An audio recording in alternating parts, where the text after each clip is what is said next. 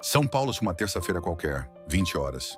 Sob as luzes brancas e frias de um supermercado de bairro, dezenas de garrafas de Baden-Baden repousam em uma prateleira baixa, marcadas com uma etiqueta amarela gritante de promoção. O que antes era um privilégio para poucos, um verdadeiro atestado de status, agora é liquidado a preços irrisórios, lutando por atenção ao lado de marcas genéricas e produtos de massa. Que império é esse que foi reduzido a um mero desconto de prateleira? Em seu ápice glorioso, no início dos anos 2000, a Baden-Baden não era apenas uma cerveja. Era a joia absoluta de Campos do Jordão. Pessoas enfrentavam o frio cortante das montanhas, formando filas quilométricas apenas para provar uma daquelas obras-primas artesanais, meticulosamente elaboradas e premiadas internacionalmente. Era a pioneira irrefutável, a prova viva de que o Brasil podia forjar a melhor cerveja artesanal da América do Sul. 2 décadas depois, aquele brilho foi extinto. Onde antes havia a paixão de mestres cervejeiros debruçados sobre panelas de cobre, hoje há apenas a frieza de linhas de montagem industriais, ingredientes padronizados e tanques de aço gigantescos. A magia outrora engarrafada virou um código de barras sem rosto. Como o maior símbolo da exclusividade artesanal brasileira, vendeu sua própria essência, não apenas uma, mas 3 vezes consecutivas para mega conglomerados globais. A resposta vai muito além de uma simples aquisição corporativa. Bem-vindos ao lado sombrio dos tanques de fermentação, uma história sobre paixão visionária, tentações milionárias e o preço amargo que se paga quando a arte sublime cede lugar às implacáveis planilhas financeiras. O ano era 1999. Para compreender a verdadeira magnitude do que nasceu naquelas montanhas, é preciso primeiro entender o cenário desolador em que o mercado cervejeiro do Brasil se encontrava no final do século XX. Nas prateleiras dos supermercados e nos balcões dos bares de norte a sul do imenso país, reinava uma monotonia dourada e inabalável. O cenário nacional era um monólito dominado por gigantescas corporações que produziam massivamente cervejas do tipo American Lager, bebidas extremamente leves, de produção barata, diluídas com altas porcentagens de cereais não maltados, como milho e arroz, para cortar custos. A cultura da bebida no país se resumia a um único mandamento incontestável: a cerveja precisava ser servida estupidamente gelada. Aquela temperatura quase congelante não era apenas uma preferência cultural em um país de clima tropical. Era uma necessidade técnica deliberada para anestesiar as papilas gustativas dos consumidores e mascarar a completa ausência de aromas complexos e sabores profundos. A cerveja não era vista como uma experiência gastronômica de contemplação. Era apenas um instrumento líquido para refrescar o calor. Foi exatamente contra essa correnteza agressiva de mediocridade industrial que 4 amigos decidiram remar. José Vasconcelos, Aldo Bergamasco, Marcelo Panella e Ronaldo Fraga não eram apenas empresários comuns. Eles eram sonhadores obstinados com um paladar exigente e uma visão que beirava a utopia absoluta para a época. 14 anos antes, em 1985, eles já haviam inaugurado a famosa Choperia Baden-Baden, na idílica cidade de Campos do Jordão, no interior do estado de São Paulo. Conhecida carinhosamente como a Suíça brasileira, Campos do Jordão repousa majestosamente na Serra da Mantiqueira, a mais de 1.600 metros de altitude. Com sua arquitetura de profunda inspiração europeia, clima frio cortante e brumas matinais constantes, a cidade era o refúgio oficial da elite paulistana durante os rigorosos meses de inverno. A choperia já era um sucesso retumbante, um ponto de encontro vibrante onde turistas abastados se reuniam ao redor de fondues e pratos tradicionais alemães. No entanto, havia uma peça fundamental faltando nesse quebra-cabeça perfeito. Os 4 fundadores olhavam para as canecas de chopp servidas em suas mesas e sabiam, no fundo de suas almas, que o líquido dentro delas não fazia a menor justiça à grandiosidade daquele ambiente. Eles queriam oferecer aos seus clientes algo que tivesse espírito, história e alma. A decisão irrevogável foi tomada. Eles mesmos fariam a própria cerveja. Em 1999, nascia oficialmente a Microcervejaria Baden-Baden. O nome, uma homenagem direta à sofisticada cidade termal alemã, carregava consigo uma promessa de rigor, tradição milenar e excelência europeia, mas pulsando com um coração orgulhosamente brasileiro. O objetivo do quarteto era audacioso, quase tido como uma loucura comercial: criar a primeira cerveja artesanal premium do Brasil, uma bebida complexa que pudesse rivalizar de igual para igual com os melhores e mais caros rótulos importados da Inglaterra, Bélgica e Alemanha. Eles rejeitavam violentamente a ideia de volume. Eles perseguiam apenas a perfeição absoluta engarrafada. A localização da pequena fábrica não poderia ser mais estratégica e poética para esse propósito.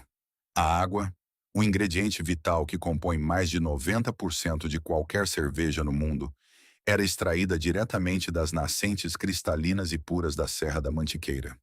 Essa água de perfil levíssimo e intocada pela poluição sufocante das metrópoles era a tela em branco perfeita para a arte que seria criada. Os demais ingredientes eram selecionados com uma obsessão que beirava o fanatismo religioso.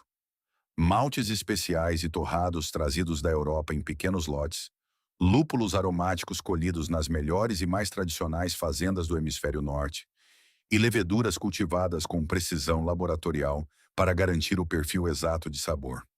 Entrar na pequena fábrica da Baden-Baden, naqueles primeiros anos heróicos, era como adentrar o ateliê secreto de um artista renascentista. O ar frio e cortante da montanha era frequentemente aquecido pelo vapor denso e adocicado do mosto, sendo fervido intensamente. Os gigantescos e reluzentes tanques de cobre, brilhando sob as luzes amareladas do galpão, eram tratados não como simples maquinário industrial, mas como instrumentos musicais delicados que precisavam ser afinados e respeitados diariamente. A produção era um processo visceral, físico, exaustivo e, acima de tudo, profundamente humano.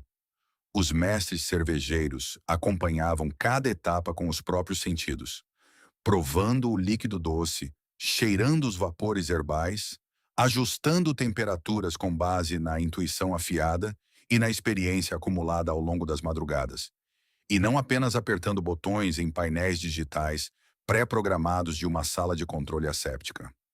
Cada estilo clássico lançado era um verdadeiro choque cultural para o paladar brasileiro domesticado. A Baden-Baden Red Ale, com sua hipnotizante cor rubi profunda e notas complexas de caramelo e toffee. A Stout, espessa e escura como a própria noite da montanha, entregando aromas intensos e inesquecíveis de café recém-torrado e chocolate amargo. E a Weiss, turva, encorpada e refrescante, trazendo notas surpreendentes de banana e cravo. Cada lote produzido era minúsculo, severamente limitado pelas restrições físicas do maquinário artesanal. E cada garrafa que saía daquela linha de produção rudimentar recebia atenção individualizada. Os rótulos eram aplicados com cuidado extremo, e o produto final não era despachado em caixas de papelão genéricas para qualquer esquina, mas tratado com a reverência que uma obra de arte exigia. O impacto no mercado, embora inicial, foi imediato e tectônico. Os clientes fiéis da choperia, ao levarem aos lábios aquelas cervejas recém-criadas, sentiam-se como exploradores descobrindo um novo continente sensorial. A notícia dessa maravilha líquida espalhou-se rapidamente. A elite econômica e cultural que subia a serra nos finais de semana passava a levar caixas de garrafas de Baden-Baden de volta para a frenética São Paulo, exibindo-as em jantares requintados como troféus de extremo bom gosto. A marca rapidamente se consolidou e se transformou em um símbolo incontestável de status, exclusividade e conhecimento gastronômico refinado. Beber uma Baden-Baden era uma declaração silenciosa de que você pertencia a um clube muito seleto de pessoas que entendiam as verdadeiras coisas boas da vida. No entanto, a perfeição em um mundo capitalista tem um preço cruel, e o sucesso absoluto traz consigo um magnetismo perigoso. À medida que o novo milênio avançava, a demanda pelas incomparáveis cervejas da Baden-Baden começou a crescer em um ritmo quase violento. Os telefones do pequeno escritório da fábrica não paravam de tocar. Restaurantes de altíssimo luxo na capital exigiam o produto em seus cardápios. Empórios refinados imploravam por mais lotes para satisfazer seus clientes. O que antes era um sonho cultivado de forma orgânica e silenciosa entre as brumas da montanha, começou a sofrer as primeiras e esmagadoras pressões físicas de sua própria popularidade. A capacidade de produção daquela romântica instalação artesanal chegou ao seu limite máximo, operando noite e dia sem conseguir suprir nenhuma fração dos pedidos. Os quatro amigos viram-se, de repente, diante do dilema que definiria o resto de suas vidas. A estrutura puramente artesanal não suportava mais o peso descomunal do próprio sucesso. Eles precisavam desesperadamente de mais espaço físico. Precisavam de equipamentos modernos. Precisavam de uma injeção massiva de capital para que o sonho não morresse estrangulado pela falta de capacidade de atendimento. Era a primeira, minúscula e invisível rachadura na muralha de proteção da cervejaria. Uma vulnerabilidade perigosa nascida não de um fracasso amargo, mas de um triunfo esmagador e incontrolável. E nos altos escritórios refrigerados e espelhados das grandes corporações cervejeiras, nas planícies, muito longe do frio poético de Campos do Jordão, olhos predatórios e calculistas já começavam a observar fixamente aquele pequeno e lucrativo milagre nas montanhas. O tubarão corporativo havia finalmente sentido o cheiro de sangue na água. A virada do milênio inaugurou um período que ficaria eternizado na memória dos entusiastas da cerveja como a verdadeira Era de Ouro da Baden-Baden. Entre os anos de 2000 e 2006, o que havia começado como um audacioso experimento de quatro amigos transformou-se em um fenômeno cultural sem precedentes no Brasil. A marca não apenas provou que era possível fabricar cerveja artesanal de altíssima qualidade em solo nacional. Ela redefiniu completamente a relação do brasileiro com a bebida. A pequena fábrica, localizada na pitoresca Avenida Mateus da Costa Pinto, em Campos do Jordão, rapidamente deixou de ser apenas um local de produção para se converter em um verdadeiro santuário gastronômico. Entender a Baden-Baden daquela época exige compreender o impacto físico e emocional do seu espaço. Os fundadores implementaram o Baden-Baden Tour, uma experiência imersiva que se tornou a atração turística mais disputada da Serra da Mantiqueira. Não se tratava de uma visita fria a uma planta industrial, mas de uma peregrinação. Os visitantes entravam em um ambiente onde o aroma doce do malte torrado e o perfume floral e cítrico dos lúpulos impregnavam o ar e as roupas. Eles podiam tocar os grãos, observar os mestres cervejeiros em ação ao redor dos majestosos tanques de cobre e, finalmente, degustar o líquido fresco, não pasteurizado, recém-saído dos tanques de maturação. Para uma geração inteira de brasileiros que cresceu acreditando que cerveja era apenas um líquido amarelo e sem graça, aquela experiência era uma epifania. A excelência cobrava seu preço em tempo e dedicação, e a Baden-Baden não cortava atalhos. Enquanto as cervejas industriais levavam poucos dias entre a fervura e o engarrafamento, a fábrica de Campos do Jordão respeitava o relógio biológico da fermentação. Algumas cervejas repousavam por semanas, amadurecendo lentamente, desenvolvendo complexidades que nenhuma máquina de aceleração química poderia replicar. Essa reverência pelo tempo começou a render frutos muito além das fronteiras da Serra Paulista. Foi nessa época que a marca iniciou sua escalada de consagração internacional. Ao enviar suas garrafas para algumas das competições mais rigorosas e prestigiadas do mundo, a pequena cervejaria brasileira começou a desbancar cervejarias centenárias da Europa e dos Estados Unidos. Rótulos como a Baden-Baden Stout e a Bock começaram a acumular medalhas de ouro e prata em prêmios como o European Beer Star e o Australian International Beer Awards, conquistas que se solidificariam nesta década e na seguinte. A mensagem era clara e inegável. O Brasil agora possuía uma cervejaria de classe mundial. Cada lançamento da marca era tratado pelo mercado com a reverência de uma estreia artística. A criação de edições limitadas e sazonais, como a linha Celebration, introduziu o conceito de cerveja vintage no país. Garrafas numeradas, rolhas de cortiça semelhantes às de champanhe e receitas exclusivas para o inverno tornaram-se itens de colecionador. A Baden-Baden ensinou restaurantes de alta gastronomia a trocarem as taças de vinho por cálices de cerveja, promovendo jantares harmonizados que elevavam o status da bebida a um patamar de luxo inédito. Era o auge do prestígio. A marca possuía alma, possuía rosto e possuía um lar indiscutível nas Montanhas Frias. Contudo, na implacável dinâmica do capitalismo, um sucesso tão brilhante e disruptivo jamais passa despercebido no radar dos gigantes. A Baden-Baden havia cometido o pecado de provar que existia um mercado altamente lucrativo e consumidor ávido por cervejas premium no Brasil. Um segmento que as grandes corporações, até então focadas apenas em volume e baixo custo, haviam completamente ignorado. Por volta de 2006, a pressão sobre a infraestrutura da fábrica em Campos do Jordão atingiu níveis críticos e insustentáveis. A produção operava no limite máximo absoluto de sua capacidade física. Para atender a demanda que chegava de empórios, supermercados de luxo e restaurantes de todo o país, os fundadores precisariam de uma injeção de capital colossal para expandir a fábrica sem comprometer o método artesanal. O cansaço físico e mental de manter uma operação tão delicada em uma escala de crescimento exponencial começava a cobrar seu pedágio dos quatro amigos.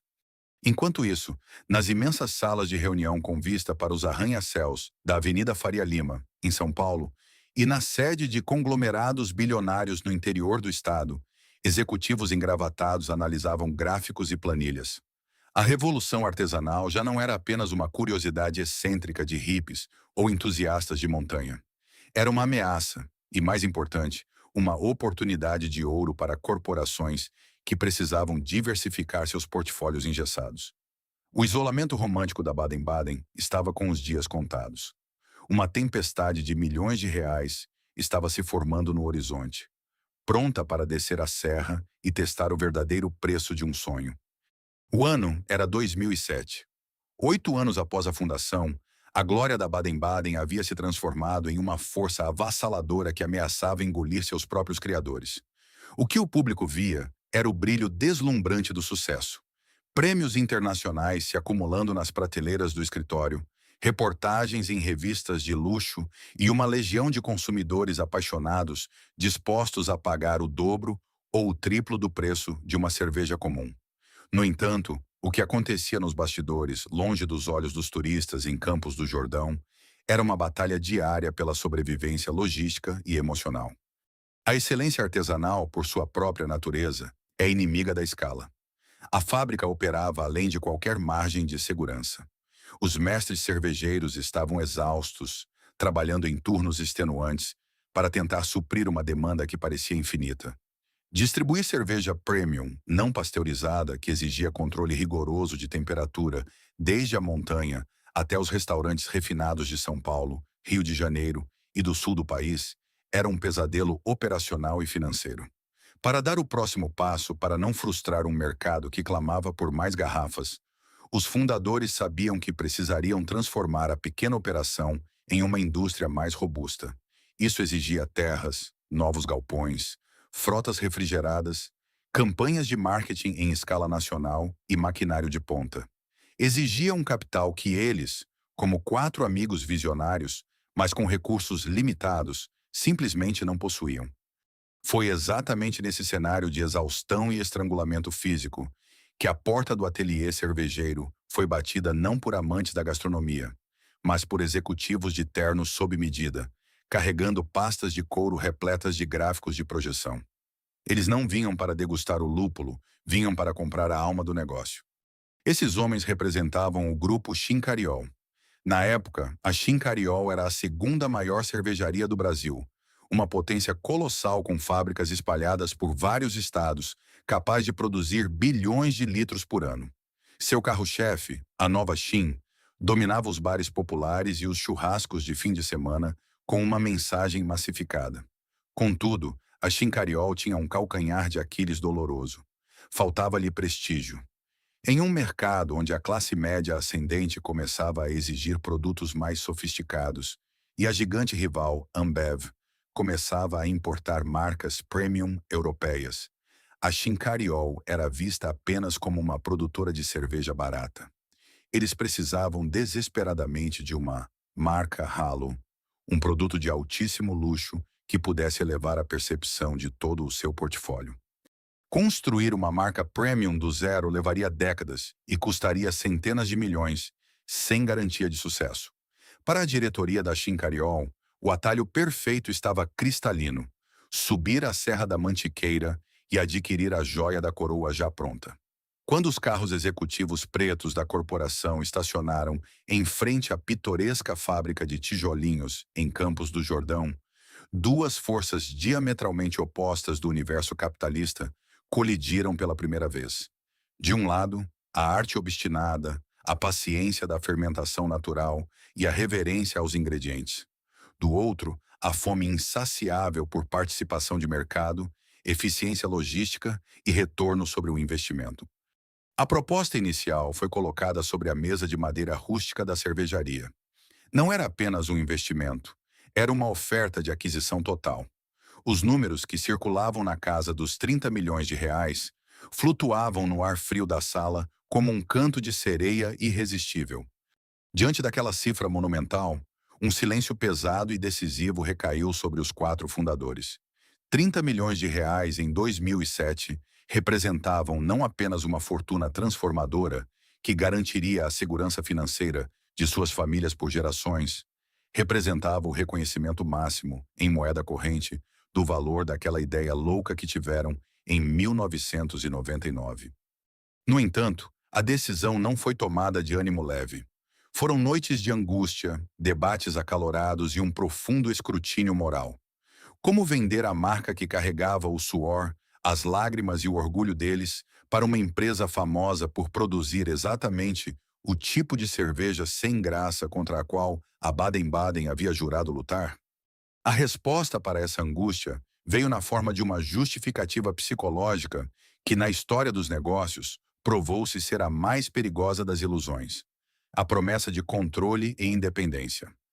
Os executivos da Chincariol foram persuasivos. Eles garantiram, com sorrisos ensaiados e cláusulas contratuais que pareciam blindadas, que a Baden-Baden continuaria operando em Campos do Jordão. Prometeram que a receita permaneceria sagrada, que os ingredientes continuariam sendo importados e que a gestão da qualidade continuaria nas mãos dos fundadores e dos mestres cervejeiros originais. Nós não queremos mudar o que vocês fazem, argumentavam os executivos. Queremos apenas dar a vocês a musculatura logística que a Chincariol tem para levar a melhor cerveja do Brasil para todos os cantos do país.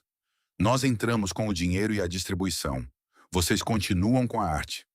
Para mentes exaustas pelo peso da operação diária, aquela narrativa soava como o cenário dos sonhos. Os fundadores se convenceram de que estavam usando o sistema corporativo a seu favor. Eles acreditavam que, com o poder financeiro da Chincariol, poderiam comprar os melhores e mais caros equipamentos da Alemanha sem precisar recorrer a empréstimos bancários sufocantes. Acreditavam que a essência da marca seria forte o suficiente para resistir à gravidade da máquina industrial. Era um pacto faustiano embrulhado em papel de presente corporativo. E assim, o contrato foi assinado. As canetas deslizaram sobre o papel, transferindo 100% das ações da pequena e rebelde microcervejaria para o balanço patrimonial de um conglomerado gigante. No dia do anúncio oficial, brindes foram feitos, fotos sorridentes foram tiradas para a imprensa especializada em economia, e os fundadores respiraram aliviados, sentindo o peso do mundo sair de seus ombros. A Baden-Baden finalmente tinha os recursos infinitos que merecia. A vitória parecia absoluta. Mas no fundo escuro dos tanques de maturação, a realidade contava uma história diferente. Aquele contrato não era uma aliança entre iguais. Era a primeira e fatal rachadura na muralha da exclusividade. No exato momento em que o dinheiro corporativo entrou no caixa, a bússola moral da fábrica começou a girar imperceptivelmente no início, saindo do norte da qualidade absoluta para se alinhar com o campo magnético do volume e lucratividade. A lua de mel duraria muito pouco. Os fundadores logo descobririam que quando você convida um gigante faminto para entrar na sua pequena cozinha, é apenas uma questão de tempo até que ele decida mudar a receita do prato principal. O abismo estava aberto e a verdadeira colisão de mundos estava prestes a começar. A colisão de mundos não aconteceu da noite para o dia com uma explosão estrondosa. Ela rastejou pelas portas da fábrica de Campos do Jordão, na forma de sutis memorandos corporativos e reuniões de alinhamento estratégico. Nos primeiros meses após a aquisição, em 2007, a fachada permaneceu rigorosamente intacta. O famoso Baden-Baden Tour continuava recebendo turistas deslumbrados que subiam a serra, e os fundadores ainda caminhavam entre os reluzentes tanques de cobre, ostentando sorrisos confiantes para a imprensa. No entanto, a verdadeira metamorfose estava ocorrendo nas engrenagens invisíveis da administração. A lua de mel durou exatamente o tempo necessário para que os auditores e engenheiros de produção da Chincariol mapeassem cada centímetro do processo artesanal. Quando uma megacorporação adquire uma operação boutique, o choque cultural é inevitável e quase sempre unilateral. De um lado estavam os mestres cervejeiros da Baden-Baden, artistas que mediam o sucesso pela complexidade do aroma, pela densidade da espuma e pelos prêmios acumulados.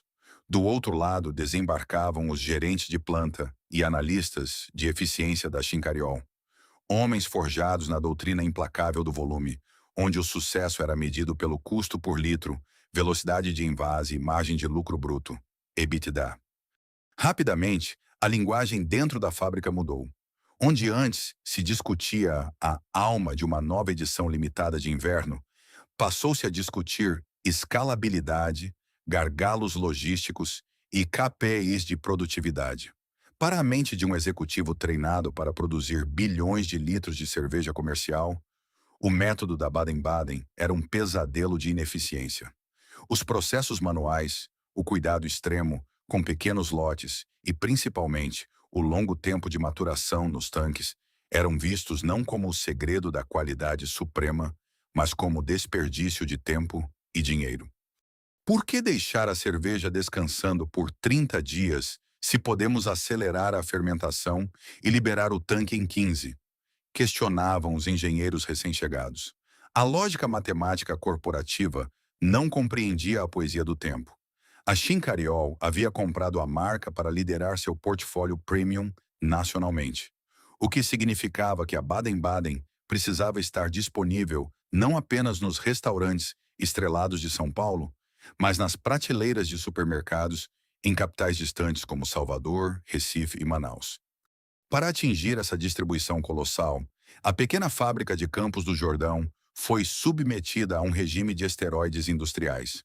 A ordem que vinha da matriz no interior paulista era clara: aumentar o volume a qualquer custo sem comprometer a marca. Mas na alquimia da cerveja, volume excessivo e qualidade artesanal absoluta são forças magnéticas que se repelem. O choque frontal entre o romantismo dos fundadores e a voracidade das planilhas de Excel estava prestes a exigir seus primeiros sacrifícios reais. A pressão por eficiência logo abandonou as salas de reunião, acarpetadas, e desceu para o chão de fábrica, atingindo o coração sagrado da Baden-Baden, a própria receita. Para escalar a produção a níveis astronômicos e alimentar a formidável rede de distribuição da Chincariol, a padronização tornou-se a nova e absoluta palavra de ordem. E na indústria alimentícia, padronizar quase sempre significa simplificar. Os ingredientes, outrora escolhidos a dedo, com um fanatismo quase religioso, começaram a passar pelo escrutínio do departamento de compras da corporação. Lotes minúsculos de lúpulos raros, trazidos de fazendas específicas na Europa, eram difíceis de homologar no sistema de um gigante industrial. Era mais eficiente substituí-los por extratos de lúpulo ou variedades mais fáceis de adquirir em grande escala, que garantissem um fornecimento ininterrupto. O processo físico e exaustivo de moagem e braçagem, onde o toque humano era fundamental para corrigir variações naturais dos grãos, começou a ser substituído por painéis de automação frios e impessoais. A intuição do mestre cervejeiro estava sendo lentamente silenciada pelos algoritmos das máquinas. Foi então que o fenômeno mais temido por qualquer marca de luxo começou a se manifestar: a traição do paladar. Os clientes originais da Baden-Baden, aqueles que frequentavam a choperia desde 1999, que guardavam garrafas antigas e conheciam a complexidade de cada estilo, foram os primeiros a notar a fratura. Em fóruns de internet incipientes, em mesas de bares especializados e em conversas discretas, um sussurro perigoso começou a circular. A Red Ale parecia um pouco menos complexa. A Stout havia perdido uma fração de sua densidade escura e sedosa. A Wise, antes uma explosão vibrante de banana e cravo, agora parecia ligeiramente diluída, mais comportada, domesticada para agradar ao paladar do grande público. Não foi uma queda brusca de qualidade que transformou a cerveja em água do dia para a noite. Foi uma morte por 1000 pequenos cortes. Cada ajuste de custo, cada atalho no tempo de maturação, para liberar tanques mais rápido, removia uma fina camada da genialidade original. A cerveja continuava sendo superior às lagers massificadas do mercado, mas para os puristas, o feitiço havia se quebrado. A Baden-Baden estava deixando de ser uma obra de arte para se tornar apenas um produto premium industrial, muito bem embalado. Os fundadores, agora presos nas teias de contratos corporativos e metas de desempenho, assistiam a essa diluição de sua herança com uma mistura de impotência e frustração silenciosa. A promessa de que a essência não mudaria revelou-se a mais vazia das garantias contratuais. Eles haviam perdido o controle do leme no exato momento em que o cheque de 30 milhões foi descontado. Contudo, a tempestade perfeita ainda não havia atingido seu pico. Enquanto a identidade da Baden-Baden sangrava lentamente nas linhas de produção da Chincariol, o próprio gigante brasileiro estava prestes a ser engolido por um leviatã muito maior. O chão sob a fábrica de Campos do Jordão estava prestes a desmoronar novamente, desta vez provocado por um terremoto cujas ondas de choque viriam do outro lado do mundo. O ano de 2011 marcou o início de um capítulo sombrio, não apenas para a Baden-Baden, mas para todo o cenário cervejeiro nacional. A Chincariol, o gigante brasileiro que havia engolido a pequena cervejaria da montanha, estava sangrando internamente.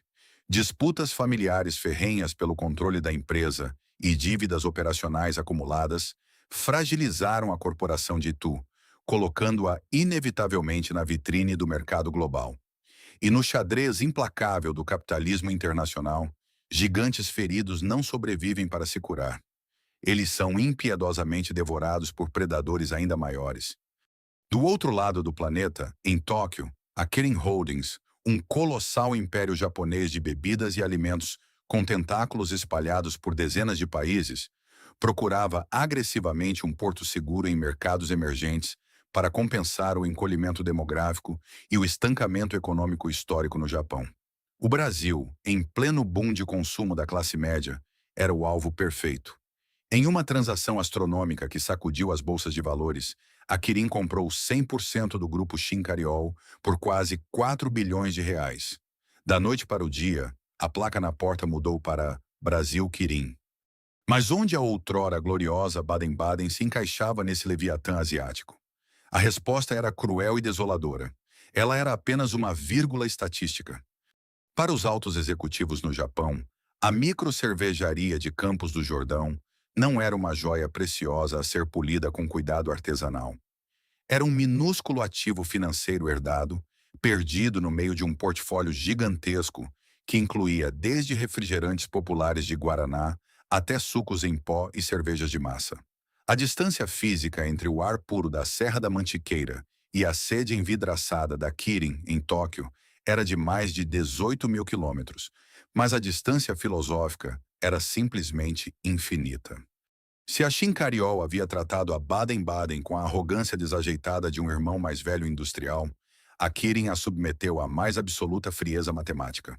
O toque humano e o orgulho nacional que ainda restavam na relação com a marca foram instantaneamente substituídos por videoconferências com tradutores, relatórios de compliance rigorosos e planilhas de desempenho trimestral consolidadas em ienes. A marca estava agora à deriva, flutuando em um mar corporativo onde ninguém sabia ou se importava com o que a tornava especial em primeiro lugar. Sob a gestão clínica da Brasil Quirim, a ordem que desceu pelo rígido organograma corporativo foi a de monetizar implacavelmente cada centímetro da marca Baden-Baden, com o objetivo de ajudar a recuperar o bilionário investimento feito na aquisição. A estratégia de expansão, que já havia sido estressante sob a gestão da Chincariol, transformou-se em uma hipertrofia desenfreada e letal para o prestígio da marca. A cerveja que um dia foi o símbolo máximo do luxo restrito, da conquista e da dificuldade de acesso, começou a ser distribuída com a mesma lógica agressiva de um refrigerante barato.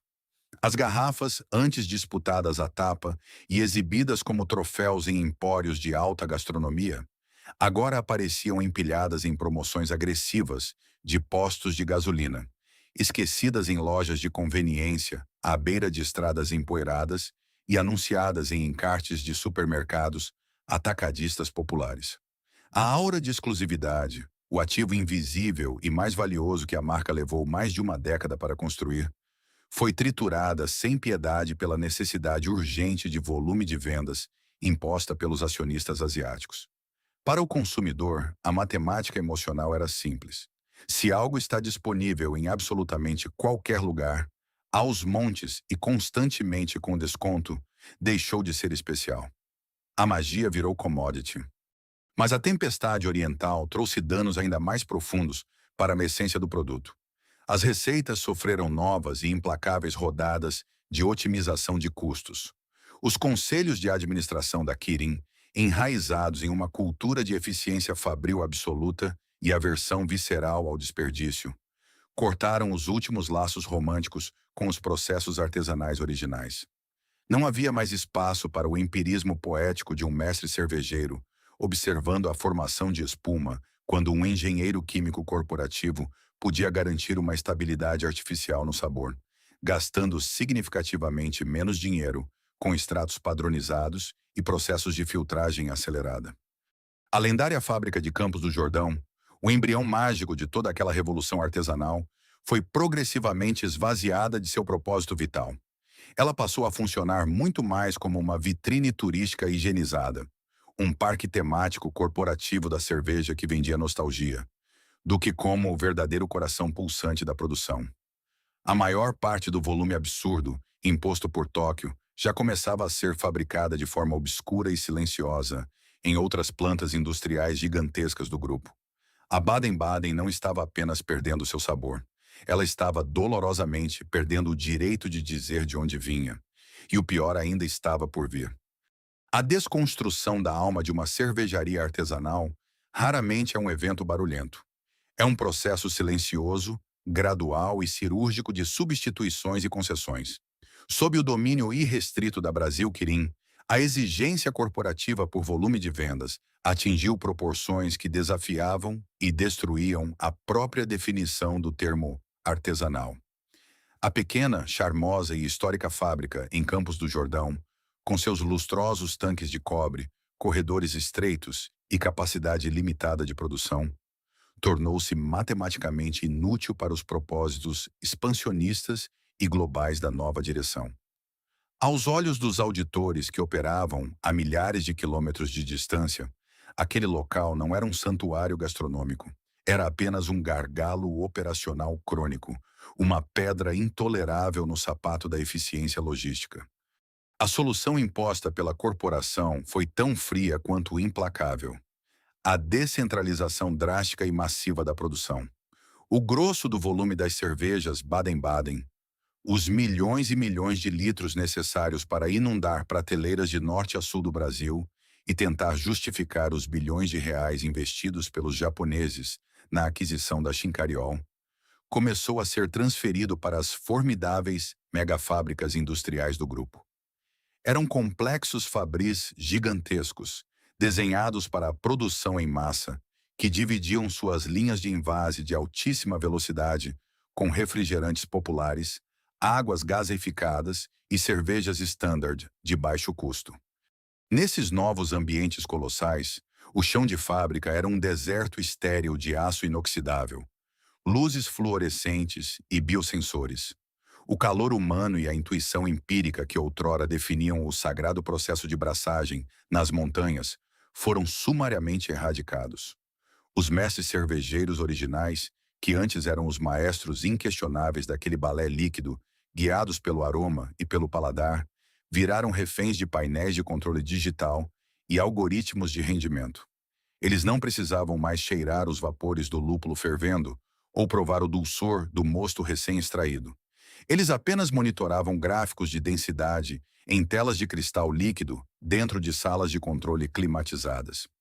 A automação absoluta exigia obediência cega e uniformidade impecável, algo com o qual a natureza orgânica e rebelde dos ingredientes originais não conseguia lidar. Variações naturais nas safras de malte europeu ou sutis, diferenças na carga de óleos essenciais dos lúpulos frescos, imperfeições que antes eram corrigidas magistralmente pela sensibilidade e experiência humana, agora precisavam ser brutalmente anuladas por padronizações químicas. O tempo, aquele ingrediente invisível, gratuito e essencial que os fundadores da Baden-Baden tanto reverenciavam na virada do milênio, foi fatiado sem piedade pelos implacáveis cronômetros industriais. Maturações longas e pacientes, essenciais para o arredondamento de sabores complexos, foram extirpadas em nome da rotação acelerada de tanques. Enzimas industriais e processos de filtragem hiperrápidos foram introduzidos clandestinamente para forçar a cerveja a ficar estabilizada na metade do tempo. A máquina havia, finalmente, engolido a arte. O líquido engarrafado ainda carregava a mesma cor rubi ou dourada de outrora, mas o espírito indomável da Serra da Mantiqueira havia sido completamente drenado e substituído pela eficiência fria do rendimento por etare. O resultado devastador desse sacrifício no altar da automação materializou-se nas prateleiras comerciais de todo o país, criando um fenômeno paradoxal, predatório e profundamente melancólico. A Baden-Baden, impulsionada pelos anabolizantes logísticos da Brasil Quirim, finalmente estava em todos os lugares, exatamente como as planilhas de projeção de vendas haviam sonhado. Mas o preço do volume é a banalidade.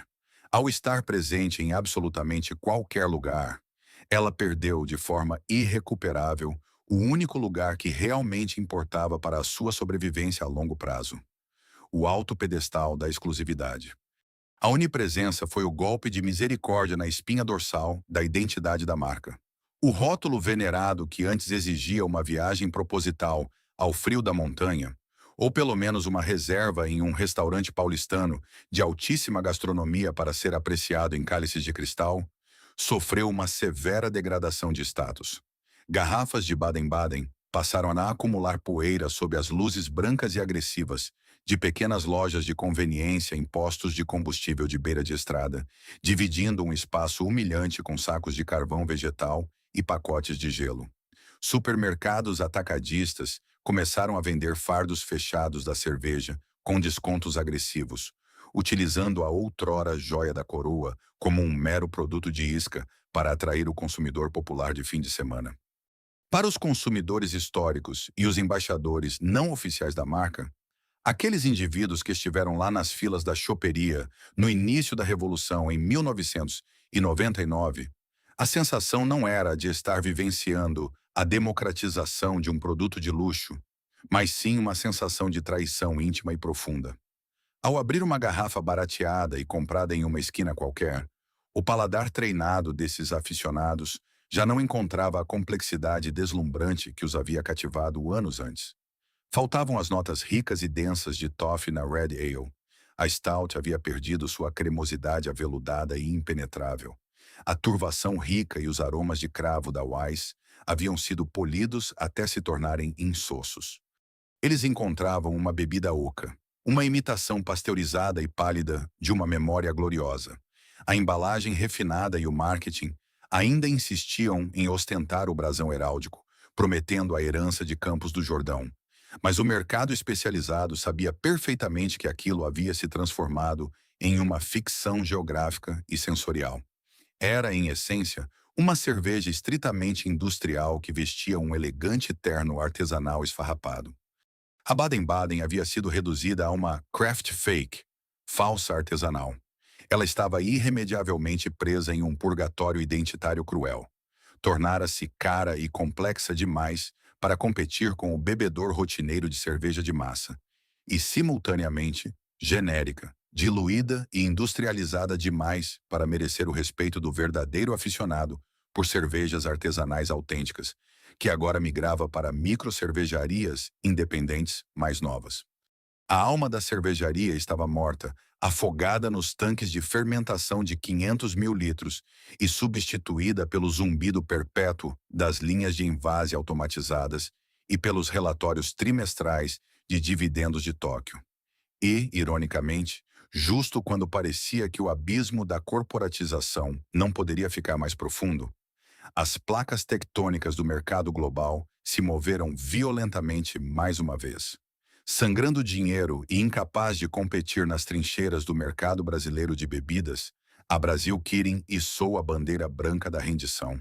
O ato final e o sepultamento definitivo da independência da Baden-Baden não seria assinado por japoneses, mas por um implacável gigante de armadura verde vindo diretamente de Amsterdã. O ano de 2017 trouxe o golpe de misericórdia. A aventura asiática no Brasil havia se provado um desastre financeiro monumental e sangrento. Incapaz de estancar a hemorragia de caixa, perdendo participação de mercado a cada trimestre, e exausta da guerra predatória de preços nas prateleiras dos supermercados brasileiros, a Kirin Holdings içou a bandeira branca da rendição. Os japoneses colocaram seu império tropical à venda, aceitando um prejuízo bilionário apenas para estancar o sangramento. Foi exatamente nesse cenário de terra arrasada que uma sombra verde, massiva e inescapável, cobriu o horizonte cervejeiro nacional. A Heineken, a segunda maior cervejaria do planeta, desembolsou mais de 2 bilhões de reais para absorver toda a operação da Brasil Kirin. O objetivo estratégico dos holandeses era claro, agressivo e letal: dobrar seu tamanho de produção no Brasil da noite para o dia, garantindo a musculatura necessária para travar uma guerra de titãs, de igual para igual, contra a toda-poderosa e hegemônica Ambev. No meio do fogo cruzado desse colossal jogo de xadrez corporativo global, a pequena e outrora orgulhosa Baden-Baden trocava de dono pela terceira vez em exatos 10 anos. Mas se as aquisições anteriores pela Chincariol e pela Kirin ainda mantinham um verniz muito ralo de tolerância, uma vaga esperança de que talvez, em algum momento, a marca pudesse recuperar um fragmento de sua autonomia, a chegada da Heineken representou a assimilação absoluta e irreversível. A corporação holandesa não chegou ao topo do mundo cervejeiro cultivando romantismos isolados ou preservando nichos ineficientes. Ela opera uma das máquinas de padronização industrial e logística mais implacáveis e bem-sucedidas da história humana. A integração da Baden-Baden não foi discutida, foi executada. A marca da montanha foi friamente conectada à supervia do vasto portfólio Craft e Premium da matriz europeia. Para a Heineken, a Baden-Baden era apenas uma peça tática em um tabuleiro gigante, um rótulo que já possuía a fama de artesanal e que serviria perfeitamente para combater as marcas de nicho recém-adquiridas pela concorrente direta. O lema corporativo não era restaurar a glória perdida de Campos do Jordão, mas sim maximizar a extração de valor do nome impresso no rótulo, custe o que custar a sua integridade histórica. Sob o controle absoluto da gigante verde, a metamorfose final e mais dolorosa da Baden-Baden foi concluída. A marca deixou de operar sob qualquer resquício de filosofia cervejeira para funcionar estritamente como uma engrenagem de luxo acessível dentro de uma máquina planetária de distribuição de bebidas. A discrepância esquizofrênica entre a narrativa lúdica vendida na embalagem e a realidade mecânica e fria da produção atingiu o seu ápice incontestável. De um lado, a narrativa publicitária da Heineken continuava a explorar exaustivamente a iconografia da Serra da Mantiqueira, vendendo a imagem de uma cerveja meticulosa, especial e carregada de tradição europeia em terras brasileiras. Mas a verdade do chão de fábrica contava uma história radicalmente diferente. Longe das montanhas, os mastodontes industriais do grupo pulsavam dia e noite, jorrando verdadeiros rios ininterruptos de Baden-Baden em linhas de envase hipertecnológicas que processavam dezenas de milhares de garrafas por hora. A receita foi definitivamente enquadrada nos moldes de estabilidade global da corporação holandesa. Previsível, perfeitamente pasteurizada e sensorialmente segura, projetada em laboratório para não ofender o paladar médio do grande público, apagando os últimos traços de complexidade rebelde que a cerveja possuía. Enquanto as mega fábricas industriais rugiam no vale, a histórica e icônica fábrica original, em Campos do Jordão, o berço sagrado onde 4 amigos sonharam em mudar o país, foi reduzida a um papel essencialmente cenográfico. O local, que antes era o coração palpitante da inovação e da arte líquida, transformou-se quase integralmente em uma ferramenta de marketing experiencial, um museu higienizado e muito bem decorado. Os turistas ainda pagavam para fazer o famoso tour, ainda tiravam fotos sorridentes ao lado dos belos tanques de cobre e ainda compravam lembranças na loja de conveniência anexa. Mas a alma da operação já não habitava mais aquelas paredes. O contraste entre a fábrica cenográfica da montanha e a brutalidade das linhas industriais reais que sustentavam as vendas no país era a prova cabal do colapso do sistema de crenças original. A Baden-Baden havia se tornado o exemplo perfeito da engrenagem capitalista corporativa. Uma marca que havia tido sua alma devorada, mastigada e regurgitada na forma de um produto de prateleira perfeito, embalado com o fantasma de sua própria glória passada. A cortina do segundo ato se fechou não com um estrondo de revolta, mas com o zumbido mecânico, frio e infinito de esteiras rolantes, enviando fardos e fardos de garrafas genéricas para os confins do Brasil. O gigante verde havia, finalmente, apagado a luz da exclusividade para sempre.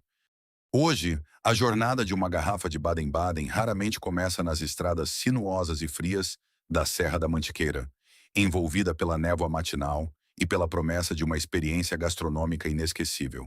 Em vez disso, ela começa de forma ruidosa e impessoal, sob a iluminação fluorescente e agressiva do corredor de um supermercado qualquer, empilhada aos milhares ao lado de marcas genéricas de churrasco e promoções de fim de semana. O produto que você segura em suas mãos hoje é o testemunho silencioso de uma das maiores vitórias do marketing corporativo moderno: a capacidade de vender a ilusão do artesanato em escala industrial. O rótulo de papel ainda mantém sua elegância clássica. O brasão heráldico continua lá, imponente, transmitindo uma autoridade europeia que remete a séculos de tradição cervejeira. A tipografia caprichosamente desenhada continua prometendo uma cerveja de Campos do Jordão. Visualmente, a corporação que hoje a detém fez um trabalho magistral em preservar a armadura dourada do cavaleiro. O problema, contudo, reside no fato de que, por dentro dessa armadura reluzente, não há mais ninguém respirando.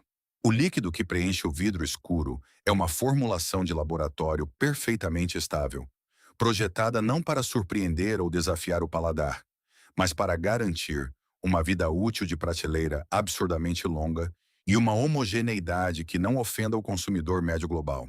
É uma bebida desenhada por algoritmos de aceitação e margens de lucro, não pela intuição humana. Mas e o coração geográfico da marca? O que restou do epicentro físico de toda essa revolução artesanal? Se você viajar hoje para Campos do Jordão, ainda encontrará a famosa fachada na Avenida Mateus da Costa Pinto. A romântica construção de tijolinhos aparentes continua de pé, recebendo milhares de visitantes todos os anos. No entanto, para o olhar treinado de quem conhece a verdadeira história, a experiência atual não é a de uma visita a uma fábrica viva e pulsante, mas sim a um mausoléu muito bem decorado. O famoso Baden-Baden Tour transformou-se em uma atração turística roteirizada com precisão cirúrgica, semelhante a uma atração de parque de diversões. Guias treinados recitam textos pré-aprovados pelo Departamento de Relações Públicas da matriz holandesa. Os imponentes e belíssimos tanques de cobre ainda estão lá, brilhando sob as luzes quentes, servindo como o pano de fundo perfeito para que turistas tirem fotos sorridentes para as redes sociais. Mas a atmosfera exala uma sensação perturbadora de artificialidade. O local foi higienizado de sua essência crua. Você não vê mais o caos organizado da verdadeira produção. Não encontra mestres cervejeiros com as botas sujas de malte discutindo a densidade da última fervura. O aroma inebriante do lúpulo fresco foi substituído pelo cheiro de souvenirs de algodão na loja de presentes estrategicamente posicionada no final do percurso. A fábrica de Campos do Jordão tornou-se um palco cenográfico que ajuda a sustentar a fantasia de que a cerveja comprada no posto de gasolina, a centenas de quilômetros de distância, foi feita à mão por artesãos nas montanhas. Para os antigos funcionários que estiveram lá nas trincheiras, nos primeiros anos dos anos 2000, homens e mulheres que carregaram sacos de grãos nas costas, que viraram noites acompanhando as fermentações instáveis e que sentiram na pele o orgulho genuíno de colocar o Brasil no mapa mundial das cervejas premium. A visão do que a Baden-Baden se tornou é motivo de um luto silencioso e profundo. Eles observam a marca operando com eficiência máxima sob a bandeira da Heineken, gerando receitas que os 4 fundadores originais sequer poderiam sonhar na virada do milênio. O negócio nunca foi tão financeiramente saudável e robusto. Mas, no processo de salvar a escalabilidade financeira da empresa, a alma artesanal foi sacrificada. A Baden-Baden de hoje é uma contradição ambulante no mercado de bebidas. Ela ostenta as medalhas que ganhou no passado, mas já não possui a coragem para inovar e ganhar medalhas no futuro.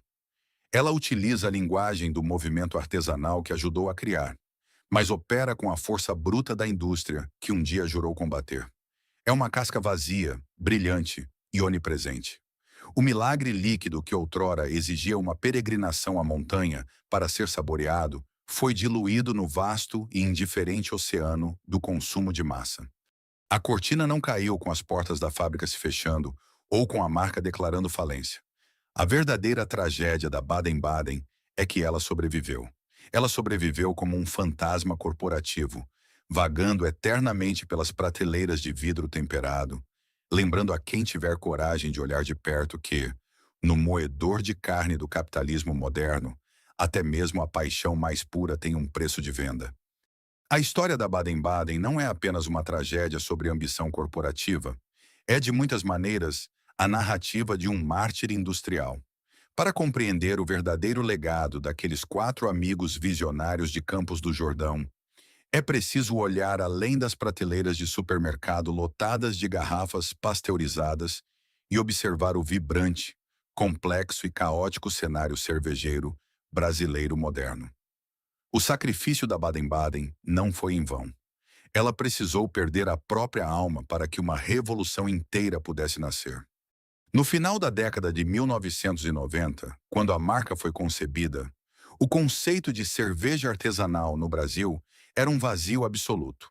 A Baden-Baden desbravou um deserto cultural munida apenas de panelas de cobre, lúpulos importados e uma teimosia poética.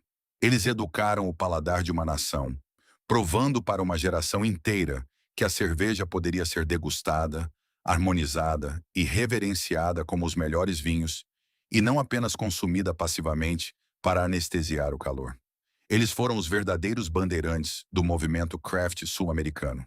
E ao provarem com números irrefutáveis que havia um público sedento e disposto a pagar pela excelência, abriram os portões para tudo o que veio depois. Hoje o Brasil abriga milhares de microcervejarias independentes, espalhadas desde os pampas gaúchos até o sertão nordestino e a floresta amazônica. Mestres cervejeiros independentes ousam com ingredientes locais, criando estilos selvagens que desafiam as convenções globais. Esse ecossistema incrivelmente rico e diversificado deve sua própria viabilidade comercial ao caminho pavimentado pelas primeiras Red Ales e Stouts da Serra da Mantiqueira.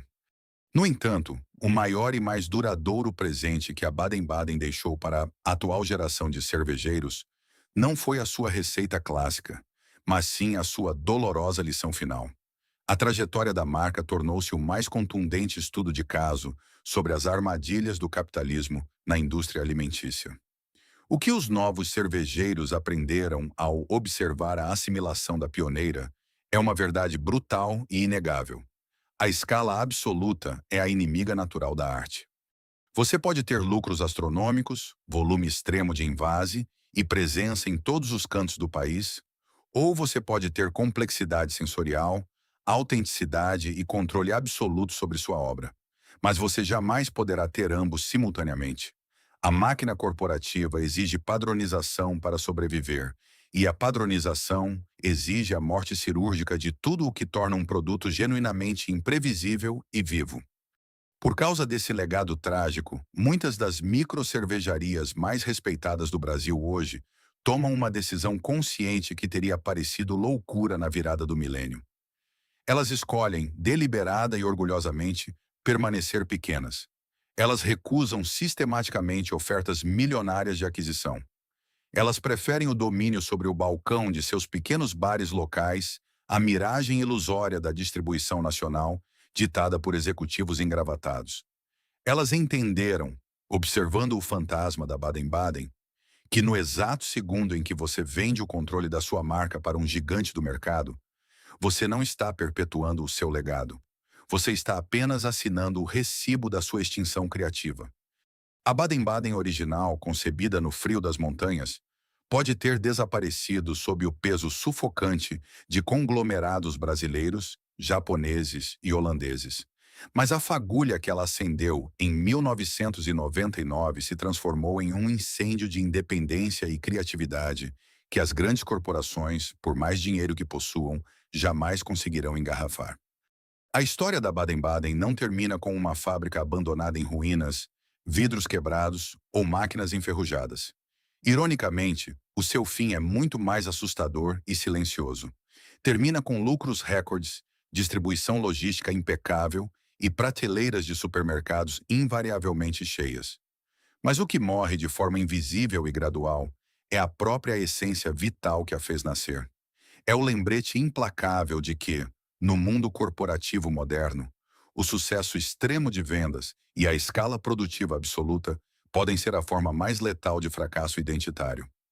Quando 4 amigos decidiram fabricar cerveja nas montanhas frias de Campos do Jordão, eles não queriam dominar o mercado nacional. Eles queriam apenas criar a melhor cerveja possível, um líquido que tivesse alma, complexidade e um profundo respeito pelo tempo das coisas. Mas o mercado de massas tem uma fome insaciável por autenticidade, e o grande capital invariavelmente devora essa mesma autenticidade até que não reste absolutamente nada, além de uma embalagem premium e uma narrativa publicitária bem construída. A dolorosa trajetória da Baden-Baden nos ensina que a arte sublime e a indústria pesada são inquilinos incompatíveis. Eles não podem habitar a mesma casa por muito tempo sem que a engrenagem destrua a poesia. Hoje, ao abrir uma garrafa de cerveja artesanal autêntica, originária de uma pequena cervejaria local, que luta diariamente para sobreviver, mantendo intactos seus princípios e sua independência financeira, lembre-se do alto preço que os pioneiros do passado pagaram. O verdadeiro espírito artesanal não está contido em um brasão histórico impresso por uma máquina automatizada que produz milhões de unidades idênticas por dia.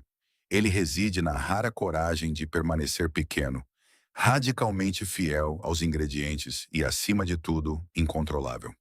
Se esta profunda imersão nos bastidores sombrios da indústria cervejeira fez você repensar as marcas que consome e a perigosa ilusão dos rótulos de luxo, deixe o seu comentário abaixo. Qual é a sua microcervejaria artesanal local favorita que ainda mantém a verdadeira alma viva contra a força esmagadora do mercado de massas? Inscreva-se no canal para continuarmos desvendando juntos as engrenagens ocultas, os sucessos ilusórios e as quedas silenciosas dos grandes e implacáveis impérios industriais. Até o próximo documentário.